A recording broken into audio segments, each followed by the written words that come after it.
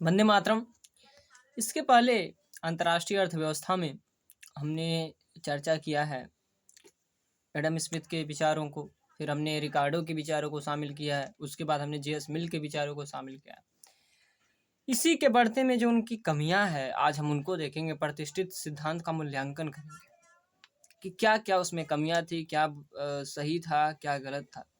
क्योंकि सही तो ये था कि उन्होंने कम से कम एक अंतर्राष्ट्रीय ट्रेड का एक अवधारणा दिया, क्योंकि किसी भी चीज़ का बेस रखना ही सबसे इम्पोर्टेंट होता है।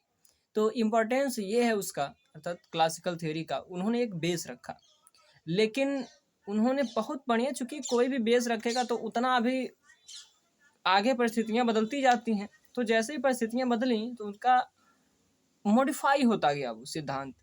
जैसे मान लीजिए कि डेविड रिकार्डो और जो स्मिथ हैं या मिल हैं, जे एस मिल है, तो इनकी जो परिस्थितियाँ थी उस समय क्या था, जो भी अर्थव्यवस्था में काम हो रहा था, जो भी आर्थिक क्रियाएं हो रही थी वो लेबर इंटेंसिव थी। रीजन ये था कि लेबर ज़्यादा था। लेबर इंटेंसिव तो आज भी कुछ टेक्नोलॉजी है, लेकिन मुख्य रूप से आज कैपिटल बेस्ड बनना शुरू हो गया है। ठीक है, तो वहाँ पे उतना विकास नहीं था, लेबर की आवश्यकता बहुत ज़्यादा थी क्योंकि कैपिटल था ही नहीं, मशीनें नहीं थी, तो लेबर की बहुत ज़्यादा ध्यान दिया गया। आप देखेंगे कि आपने देखा है अर्थशास्त्रियों में, रिकार्डो कहते हैं 1818 में उनका जो किताब पब्लिश हुआ उसमें उन्होंने बताया है कि जो भी श्रम का लागत है या जो भी कास्ट ऑफ प्रोडक्शन है, ठीक है, it is measured by labour. श्रम के द्वारा वो नापते हैं उसको। तो श्रम की बहुत बड़ी महत्ता थी और इसीलिए लोग चाहते थे कि उनके पास बहुत ज़्यादा परिवार हों। क्यों? क्योंकि श्रम रहेगा तो काम होगा। लेकिन वर्तमान में ऐसा ही नहीं है, क्योंकि जो पॉपुलेशन ग्रोथ है बहुत तेज़ी से हो रहा है, मल्टीपल टाइम हो रहा है, लाइक माल्थस।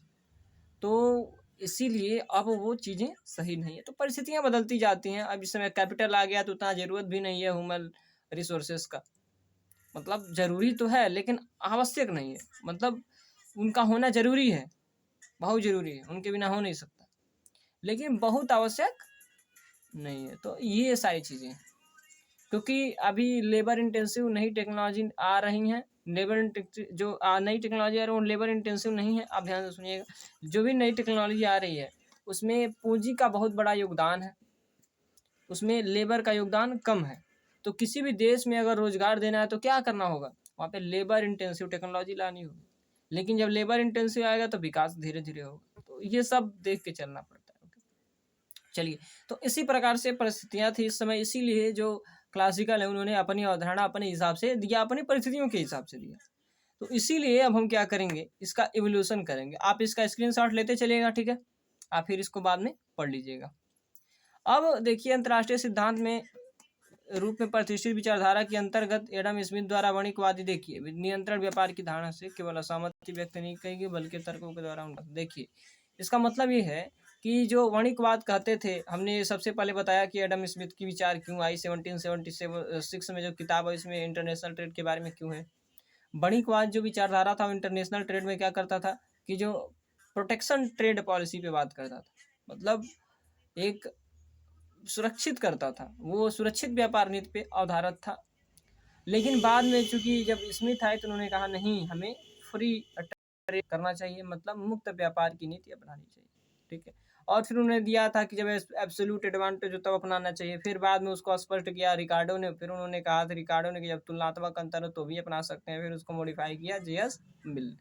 ये हमने सारी चीज़ें बता दिया है, इसलिए वही सारी चीज़ें हैं। आप इसको एक सेकेंड, ये वही सारी चीज़ें हैं जिसको आप लिख सकते हैं, ठीक है। आप इसका स्क्रीनशॉट लेते चलिएगा।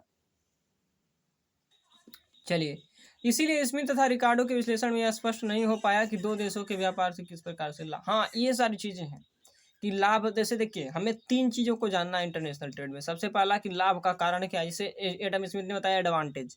दूसरा, उसका मतलब व्यापार का कारण क्या है, तो एडवांटेज, ठीक है, जैसे हम बोलते हैं कि किसी भी तरीके से, लेकिन जिसको रिकार्डो ने श्रम लागत के द्वारा दिखा। नंबर दूसरा है कि जो व्यापार है सर, तो जो व्यापार है वो लाभ उससे कितना हो रहा है। नंबर तीसरा है व्यापार में शर्त कितना है।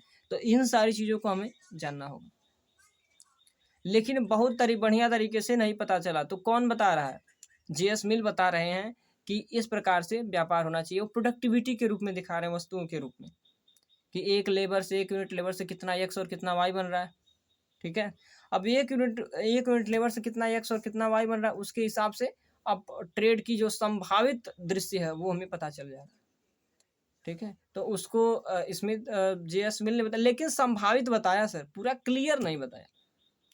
संभावित बताया तो क्लियर नहीं बताया। ये इसकी जैसे कि आप बोल सकते हैं कि डिसएडवांटेज है कि इन्होंने संभावित बताया, पूरा बढ़िया से नहीं बताया, इक्विलिब्रियम नहीं बताया। दूसरा कि वस्तुतः जेएस मिल ने अपने विश्लेषण के बाद व्यापार शर्त के निर्धारण के लिए आवश्यक आधार प्रतिपूरक मांग की अवधारणा को प्रस्तुत किया तथा इसी के आधार पर व्यापार शर्त का निर्धारण हो सकता है। और बताया कि जैसे मान लीजिए व्यापार शर्त प्रतिपूरक मार्ग के आधार पर इन्होंने बताया था।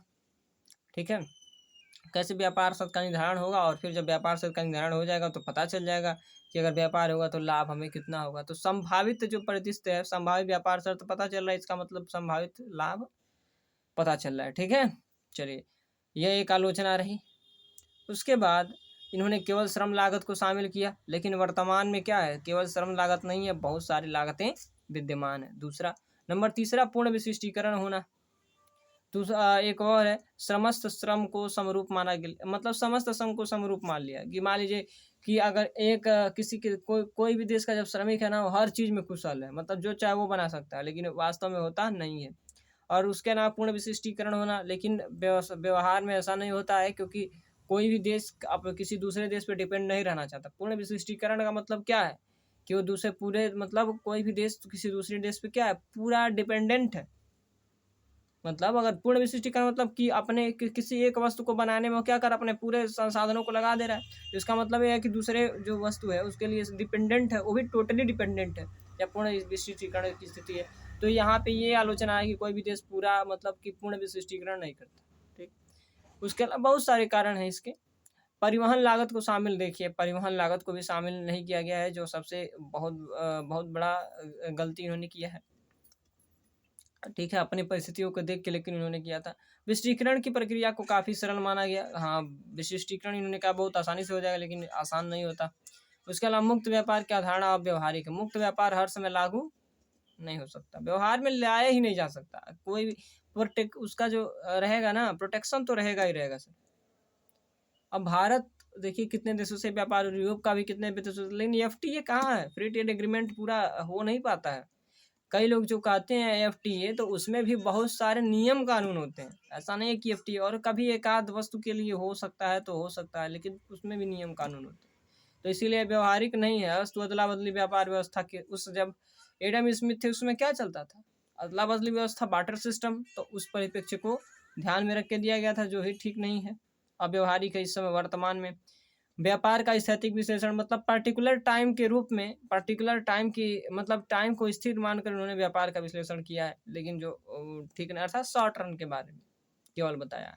उसके अलावा पूर्ण रोजगार एवं पूर्ण प्रतियोगिता की मान्यता है, वो देखिए ये तो कहीं संभव ही नहीं होता। आप जानते हैं जो सारे क्लासिकल है ना, पूर्ण रोजगार एवं पूर्ण प्रतियोगिता के बारे में बात करते हैं, लेकिन ये संभव नहीं होता, व्यवहार में नहीं पाया जाता पूर्ण रोजगार। आप जानते ही हैं, अगर माइक्रो आपने पढ़ा, अब इंटरनेशनल में अगर कोई पढ़ रहा है, इसका मतलब ये है कि माइक्रो और मैक्रो दोनों पढ़ा हुआ होगा। चलिए आज के लिए बस इतना ही। हमें उम्मीद है कि आपको ये समझ में आया होगा। फिर नेक्स्ट देखेंगे, और वो है neo classical theory of international trade. अगर आपको वीडियो पसंद आए तो आप इसको लाइक, शेयर तथा चैनल को सब्सक्राइब जरूर कीजिएगा। ठीक है, आज के लिए बस इतना ही। वंदे मातरम।